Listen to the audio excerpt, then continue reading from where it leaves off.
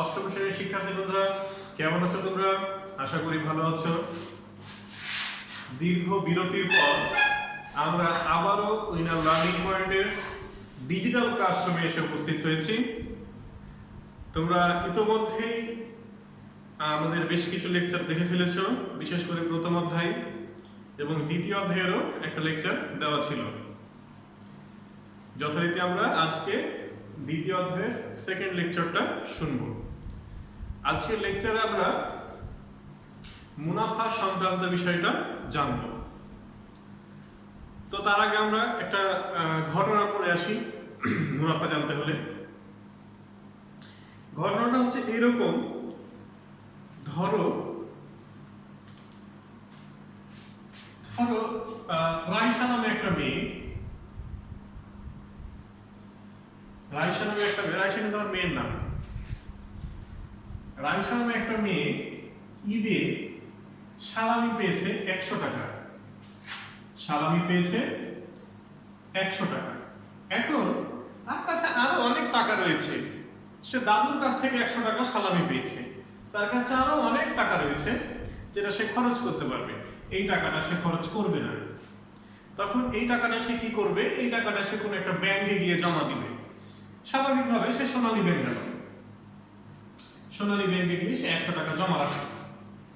ব্যাংকের ম্যানেজার তার কাছ থেকে টাকাটি ব্যাংকে জমা রেখে 1 বছর পর দেখা করতে হবে। রাইসা 1 বছর পর দেখা করতে গিয়ে তার যখন ব্যালেন্স চেক করলো, সে দেখলো তার অ্যাকাউন্টে আছে 120 টাকা। এটা একটা ঘটনা, তুমি একটু খেয়াল করে দেখো তোমরা। রাইসা 100 টাকা ব্যাংকে জমা দিল দীর্ঘ 1 বছর পর।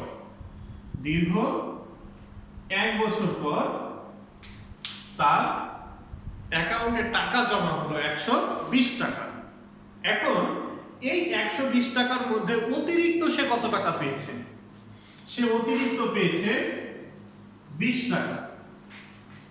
অতিরিক্ত পেয়েছে 20 টাকা। আর 100 টাকা কিন্তু তার আগেরই জমা দেওয়া ছিল। এখন যদি তোমাকে প্রশ্ন করা হয় যে স্যার 2 বছর পর যদি সে দেখা করতে যেত, তাহলে স্বাভাবিকভাবেই 140 টাকা তার জমা হতো। এখানে তার অতিরিক্ত টাকা হচ্ছে 40। প্রথম বছরে অতিরিক্ত টাকা 20, দ্বিতীয় বছরে অতিরিক্ত টাকা 40। এখান থেকে আমরা কয়েকটা সংজ্ঞা পড়তে পারি।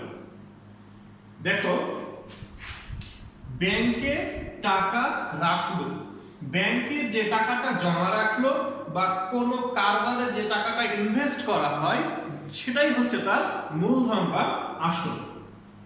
সেটাই হচ্ছে মূলধন বা আসল। তাহলে আমরা মূলধন বা আসল বলতে কি বুঝি? যে টাকাটা ব্যাংকে জমা রাখা হয় বা ইনভেস্ট করা হয়, সেটাই হচ্ছে কি আসল, যেটা বিনিয়োগ করা হয়। এই বিনিয়োগটা কিরকম হতে পারে? তুমি কি সবসময় ব্যাংকেই জমা দিবা? না, ব্যাংকও তোমার কাছে জমা দিতে পারে। সেটা কিরকম? ব্যাংক থেকে তুমি ঋণ নিচ্ছ। তাহলে যে টাকাটা আমি ঋণ নিচ্ছি সেটা হচ্ছে ব্যাংকের আসল। তুমি যে টাকাটা ব্যাংকে জমা দিচ্ছ সেটা হচ্ছে তোমার আসল। তাহলে ব্যাংক থেকে যে টাকা ঋণ নেওয়া হয় অথবা ব্যাংকে যে টাকাটা জমা রাখা হয় বা কোনো কারবারে কোনো ব্যবসায় যে টাকাটা বিনিয়োগ করা হয় বা ইনভেস্ট করা হয়, সেটাকে আমরা কি বলছি? মূলধন বা আসল। এখন দেখো, আসলের অতিরিক্ত তুমি টাকা পেয়েছো 1 বছর পর কত? 20 টাকা। এই আসলের অতিরিক্ত যে টাকাটা তুমি পাচ্ছ সেটা হচ্ছে তোমার মুনাফা। সেটাই হচ্ছে তোমার মুনাফা। তাহলে এই 40 টাকা এটাও একটা মুনাফা। ওই 20 টাকাটাও মুনাফা, 40 টাকাটাও মুনাফা, কারণ আসলের অতিরিক্ত তুমি টাকা এখানে পেয়েছো। আর এই 120 এর মধ্যে কি আছে? তোমার মুনাফা আছে আর আসল রয়েছে। তাহলে এই টাকাটাকে আমি বলতে পারি মুনাফা আসল। এই টাকাটা হচ্ছে মুনাফা আসল, মানে মুনাফা এবং আসলের সমষ্টি। তাহলে এটাও মুনাফা আসল, কিন্তু এটা 1 বছরের, এটা 2 বছরের। তাহলে এটাও হচ্ছে কি মুনাফা আসল। মুনাফা আসল। তাহলে মুনাফা এবং আসল মিলে যে টাকাটা আছে সেটা হচ্ছে মুনাফা আসল, আর আসলের অতিরিক্ত যে টাকাটা আছে সেটা হচ্ছে কি মুনাফা। যে টাকাটা তুমি দিচ্ছ, জমা দিচ্ছ, সেটা হচ্ছে কি মূলধন। এবার যে সময় পর বা যে সময়টা তুমি ওয়েট করছো, যে সময়টা তুমি অপেক্ষা করছো, অতিবাহিত করছো, সেই সময়টাকে আমরা বলছি নাম্বার অফ টাইম। তাহলে এটা হচ্ছে সময়, এটাও সময়। এখন এখানে আরেকটা বিষয় আছে, সেটা হচ্ছে রাইসা কি সবসময় 100 টাকায় জমা রাখবে? তার দাদু কি তাকে 100 টাকায় দিবে? না, স্যার বেশিও দিতে পারে, কমও দিতে পারে। বা রাইসার বাবাই যদি হয় তাহলে হিউজ পরিমাণ টাকা জমা রাখবে ব্যাংকে। আচ্ছা, তাহলে সে কিন্তু 100 টাকা জমা রাখছে না। এখানে আরেকটা কথা, সেটা হচ্ছে কি যে যদি 100 টাকা কেউ জমা রাখে 1 বছরের জন্য, 100 টাকা জমা রাখছে বা আসল হচ্ছে 100 টাকা, সময় যদি হয় 1 বছর, তাহলে যে মুনাফাটা পাচ্ছে, 100 টাকা জমা দিয়ে 1 বছরের ডিফারেন্সে সে শুধু মুনাফা পাচ্ছে, যেটা সেটাইকে বলছে কি মুনাফার হার। মুনাফার হার, রেট অফ ইন্টারেস্ট। আসল 100 টাকা হতে হবে, সময় হতে হবে 1 বছর, তাহলে যে মুনাফাটা সে পাবে সেটা হচ্ছে কি মুনাফার হার, রেট অফ ইন্টারেস্ট। এটাকে আমরা শর্টকাটে 20% দ্বারা চিহ্নিত করতে পারি। তাহলে মুনাফার হার যদি 20% হয়, মুনাফার হার 20%, এর অর্থটা কি? মুনাফার হার 20%, এর ডেফিনেশনটা হবে এরকম যে 100 টাকা জমা দিয়ে 1 বছর পর সে 20 টাকা অতিরিক্ত পাবে, বা 100 টাকায় 1 বছরের মুনাফা হচ্ছে 20 টাকা। 100 টাকায় 1 বছরের মুনাফা হচ্ছে 20 টাকা। এটা ডেফিনেশন হবে এইরকম যে 100 টাকায় 1 বছরের মুনাফা 20 টাকা। 100 টাকায় 1 বছরের মুনাফা 20 টাকা। যদি মুনাফার হার 20% হয়, যদি মুনাফার হার 8% হয়, যদি মুনাফার হার 8% হয়, তাহলে কি হবে বলতো? 100 টাকায় 1 বছরের মুনাফা 8 টাকা। যদি মুনাফার হার 5% হয়, তাহলে 100 টাকায় 1 বছরের মুনাফা হবে 5 টাকা। আচ্ছা, এবার চলে আসি আমরা, এগুলোকে নাম তো দিলাম স্যার, কিন্তু এগুলোকে তাড়াতাড়ি চিহ্নিত করার জন্য আমরা কিছু প্রতীক দিয়ে দিই। মূলধন বা আসল, মূলধন বা আসল, এটার ইংরেজি প্রতিশব্দ হচ্ছে প্রিন্সিপাল, মানে মূলধন। তাহলে এই মূলধন বা আসলকে আমি পি দ্বারা প্রকাশ করতে পারি। নাম্বার অফ সময় এন দ্বারা প্রকাশ করতে পারি। Sorry, number of time, Bangla ইংরেজি গড়মিল বেঁধে গেছিল। আচ্ছা, মুনাফা, ইন্টারেস্ট, মুনাফা হচ্ছে ইন্টারেস্ট, আয়। মুনাফা আসল, এটাকে আমরা এ দ্বারা প্রকাশ করছি। মুনাফা আসলকে আমরা কি দ্বারা প্রকাশ করছি? এ দ্বারা। টোটাল অ্যামাউন্ট, এটাকে আমরা এ দ্বারা প্রকাশ করছি। আচ্ছা, আর ওই যে মুনাফার হার 100 টাকায় 1 বছরের মুনাফা, তাহলে এটা কি প্রয়োজন? মুনাফার হারটার প্রয়োজনটা কি? তুমি দেখো এই লাইনটা 100 টাকায় 1 বছরের মুনাফা 20 টাকা, এটা কিন্তু খুবই ইম্পর্টেন্ট একটা লাইন। এই যে মুনাফার হার 20%, এটার অর্থই হচ্ছে 100 টাকায় 1 বছরের মুনাফা 20 টাকা। তোমাকে যদি বলা হয় যে মুনাফার হার 20%, তোমার যদি 5 বছরের মুনাফা আসে 40 টাকা বা কত 100 টাকা, তাহলে তোমার আসল কত টাকা ছিল? তখন তুমি কি করবা? যে 100 টাকায় 1 বছরের মুনাফা 20 টাকায় আসলটাকে তুমি ডান দিকে নিয়ে চলে আসলা। বা তোমাকে যদি বলা হয় যে 500 টাকায় 1 বছরের মুনাফা কত হবে, তাহলে 100 টাকায় 1 বছরের মুনাফা 20 টাকা, 1 টাকায় 1 বছরের মুনাফা কত, 500 টাকায় 1 বছরের মুনাফা কত, তুমি ঐকিক নিয়মের মাধ্যমে কি বের করে নিতে পারবে। তাহলে এই মুনাফার হারটা হচ্ছে মুনাফার অঙ্কের মধ্যে সবথেকে ইম্পর্টেন্ট একটা থিম। তাহলে এই মুনাফার হারকে ইংরেজিতে বলা হয় রেট অফ ইন্টারেস্ট, যাকে আমরা আর দ্বারা সূচিত করি, ছোট হাতের আর। মনে থাকবে? তাহলে আমরা কি দেখলাম? মূলধন বা আসলকে পি দ্বারা প্রকাশ করলাম, সময়কে করলাম এন দ্বারা, মুনাফা আসলকে করলাম এ দ্বারা, মুনাফাকে করলাম আমরা কি আয় দ্বারা। তাহলে এর সম্মিলিত একটা সূত্র আমরা দেখতে পাই। আমরা আমাদের এই অঙ্কগুলো, তোমাদের অষ্টম শ্রেণীর এই অঙ্কগুলো আমাদের ঐকিক নিয়মে করতে হবে না, আমাদের সহজ কিছু নিয়ম দিয়ে দিয়েছে। সেটা হচ্ছে সূত্র, সেই সূত্রটা হচ্ছে I সমান P আর N। I সমান P আর N। I সমান P আর N।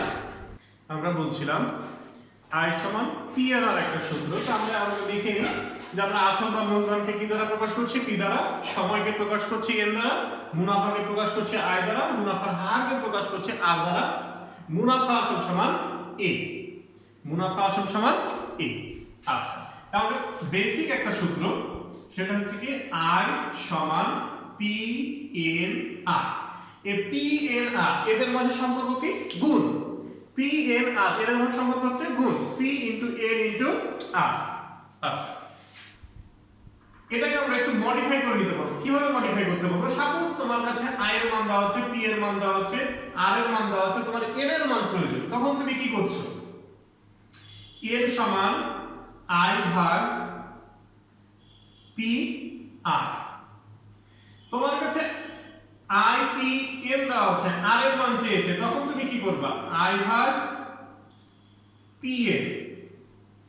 তোমার কাছে P এর মান চেয়েছে, P সমান I ভাগ N R। তাহলে আমরা একটা সূত্র থেকে প্রত্যেকটা পদের মান কি আমরা বের করে নিতে পারছি? অবশ্যই। তাহলে এটা হচ্ছে আমাদের সমীকরণের নিয়মে I সমান P N R একটা সূত্র দেওয়া আছে, এখানে চারটা রাশি আছে, চারটা রাশির মধ্যে যে কোনো তিনটা রাশি তোমার কাছে দেওয়া থাকবে, আর বাকি একটা রাশির মান তোমাকে বের করতে হবে। সেটা যে কোনো উপায় হোক, সমীকরণিক নিয়মে আমাদেরকে নির্ণয় করে ফেলতে হবে। তো এই হলো I সমান P N R।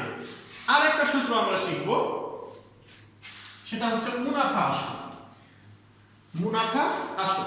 এখন দেখো মুনাফা আসল সমান কি ছিল? দেখো তো, মুনাফা এবং আসলের কি সমষ্টি ছিল না? মুনাফা আসলটা হচ্ছে মুনাফা এবং আসলের সমষ্টি। তাহলে মুনাফা আসল সমান হচ্ছে মুনাফা প্লাস আসল। মুনাফা প্লাস আসল। তাহলে মুনাফা কি I, আসলটা কি P। স্যার I এর একটা সূত্র আমরা জানি, I এর একটা সূত্র জানি কিছুক্ষণ আগে, I সমান কি P N R। তাহলে এই I এর পরিবর্তে যদি আমি এখানে P N R বসাই প্লাস P থেকে গেল, একটা সাইড নোট দিয়ে দিলাম কি I সমান P N R। I সমান P N R। তাহলে I এর স্থানে কি বসালাম? আমি P N R বসালাম। এখান থেকে কি কমন নেওয়া যায়? দেখো তো, P কমন নেওয়া যায় না? তাহলে এখানে কি থাকে? N R প্লাস 1 বা 1। যেহেতু আমাদের পাটিগণিত, আমরা এখানে 1 ইউজ করব। তাহলে A সমান কত হলো? মুনাফা আসল। মুনাফা আসল A সমান P into N R plus 1 বা P into 1 plus N R। আর একটা গুরুত্বপূর্ণ বিষয় তোমাদেরকে মাথায় রাখতে হবে, সেটা হচ্ছে R এর মান। এই বিষয়টা নিয়ে আমরা প্র্যাকটিস যখন করব তখন আমরা ভালোভাবে বুঝতে পারবো। এখন একটা হিন্টস দিয়ে রাখি। আচ্ছা, এই সূত্রটা তোমরা নিশ্চয়ই বুঝতে পেরেছো যে মুনাফা আসল সমান মুনাফা যোগ আসল। তাহলে A সমান I প্লাস P। I সমান আমরা জানি P N R, P N R বসালাম, প্লাস P থেকে গেল, 2P থেকে কমন নিলাম, N R প্লাস 1, এটাকে আমরা উল্টিয়ে লিখলাম 1 প্লাস N R। আচ্ছা, এবার যেটা বলছিলাম যে মুনাফার হার নিয়ে একটু সমস্যা বা একটু ঝামেলা আছে, সেটা হচ্ছে তোমরা লিখে রাখবা R এর মান যখন ব্যবহার করব তখন R ভাগ 100 মনে থাকবে, কারণ R কিন্তু পার্সেন্টে থাকবে। আর পার্সেন্টে থাকবে, যেহেতু পার্সেন্টে শতকরা থাকবে, আমরা কি জানি শতকরা হচ্ছে একটি ভগ্নাংশ যার হর কি 100। তাহলে হর 100 মাথায় থাকবে, আমরা বাংলায় লিখব। তাহলে R এর মান যখন ব্যবহার করব তখন R বাই 100। R এর মান যখন নির্ণয় করব,